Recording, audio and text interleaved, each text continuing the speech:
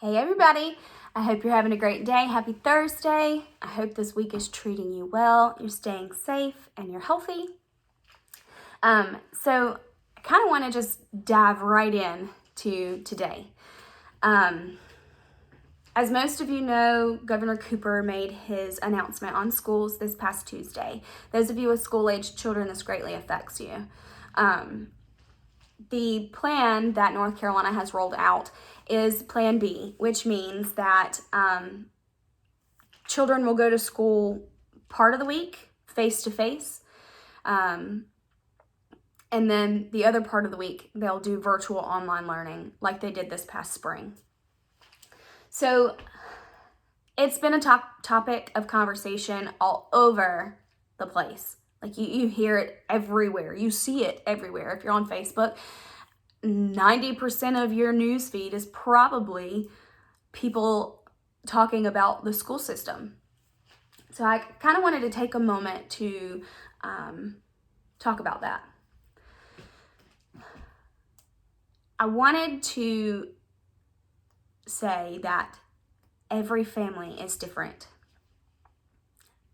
My family is different from Lonnie and Carol's family, or different from my mom and my dad. I do things differently from my mom and my dad, or my sister and her children and her husband.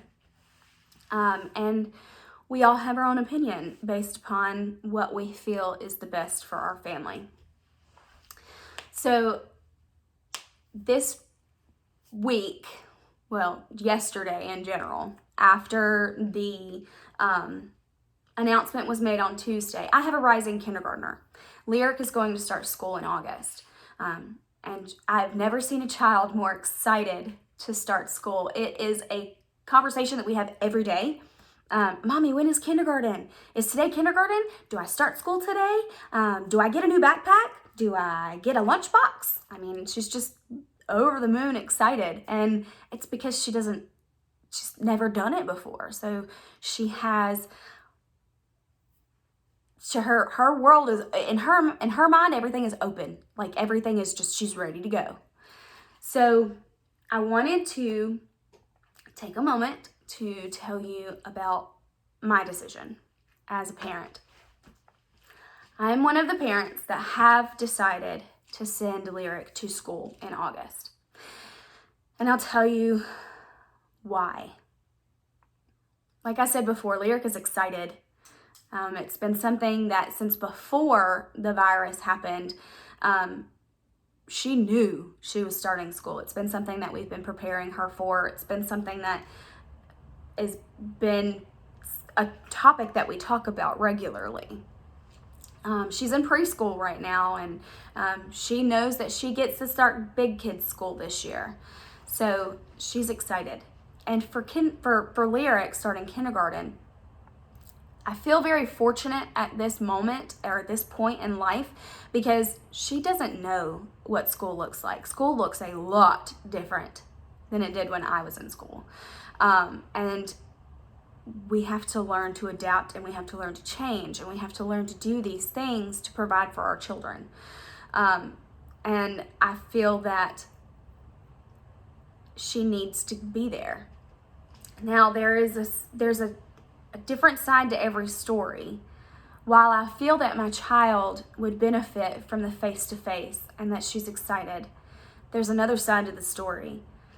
As a single parent with a one-income household, I rely heavily on my job to be able to make sure that my child or my children have a roof over their head and have food on the table, have clean clothes, have the school supplies that they need, or have the everyday stuff that they need.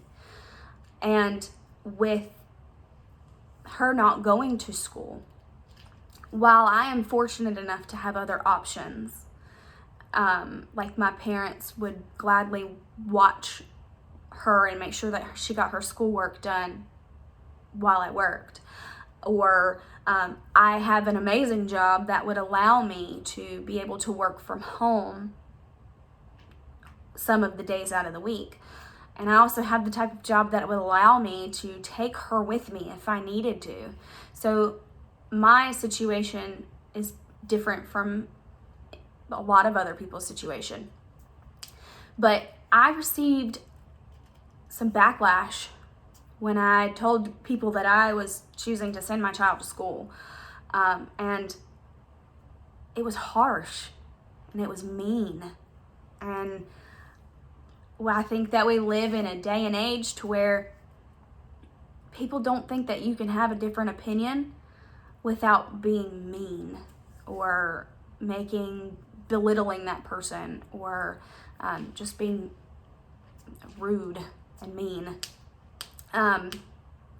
My opinions on sending Lyric to school is I'm doing what I feel is best for my family, to be able to have some sort of resemblance of normalcy, to be able to continue to work while she goes to school for those couple of days, and the days that she does virtual learning, we'll figure out what needs to happen on a week-to-week basis.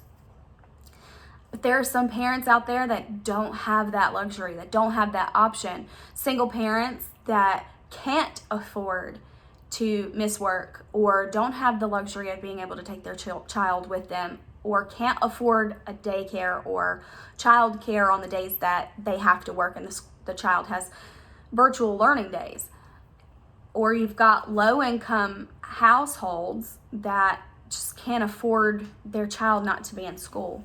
And then you have the parents that are going to stay at home with their child because they are doing what they feel is best in their family, in their situation.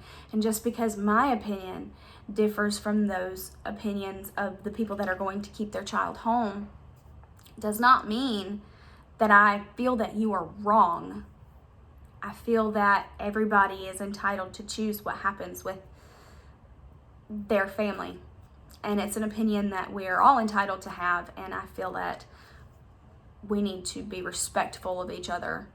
And it's not one person's fault if something bad happens. It's a multitude of things that come together. So that's a struggle for us this week. Lyric's supposed to start in August. So when I received that backlash or the harsh words from other people, it made me second guess what I was doing as a mother. And that is not a feeling that I would want anybody to have. Because in my mind, I'm trying to do what's best for my child to make sure that they have what they need. So I want and I encourage you that before you say something, keep in mind that everybody is entitled to their opinion. But if there's no good outcome in saying those things to somebody, or it could potentially hurt them or make them feel less of a person or less of a parent, it's probably best to just kind of let it go. It's all right that people have difference of opinion. So anyway, the verse that I wanted to bring today kind of goes along with the way that I feel. It's Genesis 7:16. I actually posted this on my timeline because I got it from somebody else. But this particular verse talks about Noah when God commanded him to build the ark. Genesis 7:16 says, "And they that went in, male and female of all flesh, as God had commanded him. And the Lord shut him in." The Lord shut him in. So Noah gets in the boat. He has all of the animals around him. And who shut the door to keep Noah safe? God did. There's a barrier of protection there that God has set in place. I feel as though if I send Lyric to school, as long as I continue to pray and believe and trust, there is a barrier of protection around me and my family. God shut Noah in the ark to keep the floodwaters out, to keep the bad out, and to keep him safe. So only God can shut me in. Only God can shut me in and shut out the evils of the world, shut out everything else.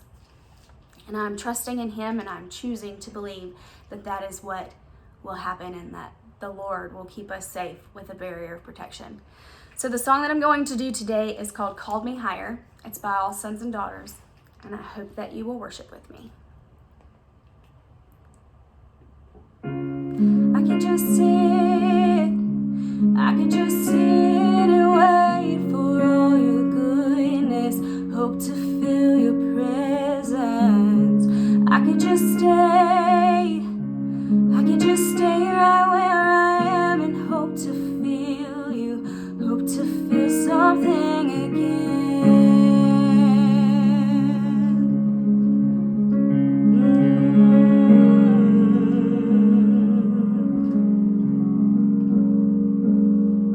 And I can hold on to who I am and never let you change me from the inside. I could be safe, oh, I could be safe here in your arms and never leave home, never let these walls down. You have called me higher, you have called me deeper, and I'll go where you will lead me, Lord.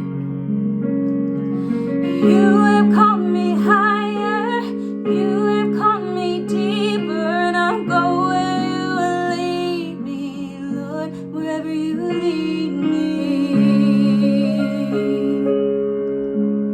Where you lead me, Lord.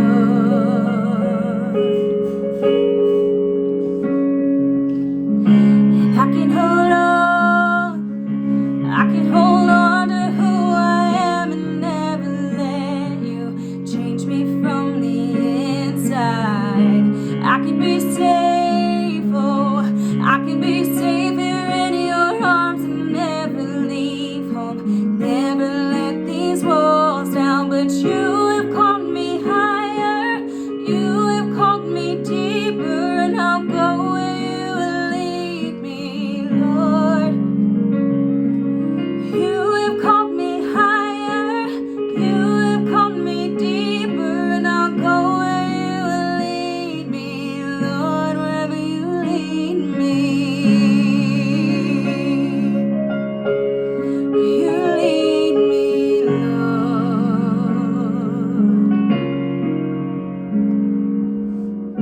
And I will be yours, oh, I will be yours for all my life.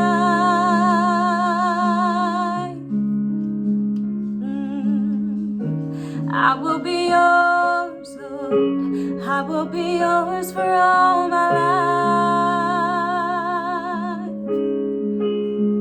Oh, and I will be yours, Lord, I will be yours for all my life, so let your mercy. Oh, and I will be yours, Lord, I will be yours for all my life, so let your mercy light the path before me. 'Cause you have called me higher, you have called me deeper, and I'll go where you will lead me, Lord. You have called me higher, you have called me deeper, and I'll go where you will lead me, Lord. Oh, and you have called me higher, you have called me deeper, and I'll go where you will lead me, Lord. You have called me higher, you have called me deeper, and I'll go where you will lead me, Lord, wherever you lead me.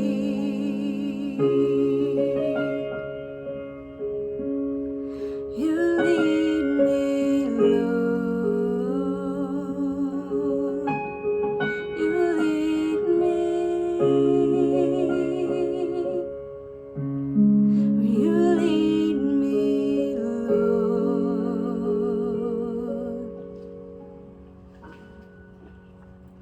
Guys, I hope you have a great week. Let's go be the church. Love you guys.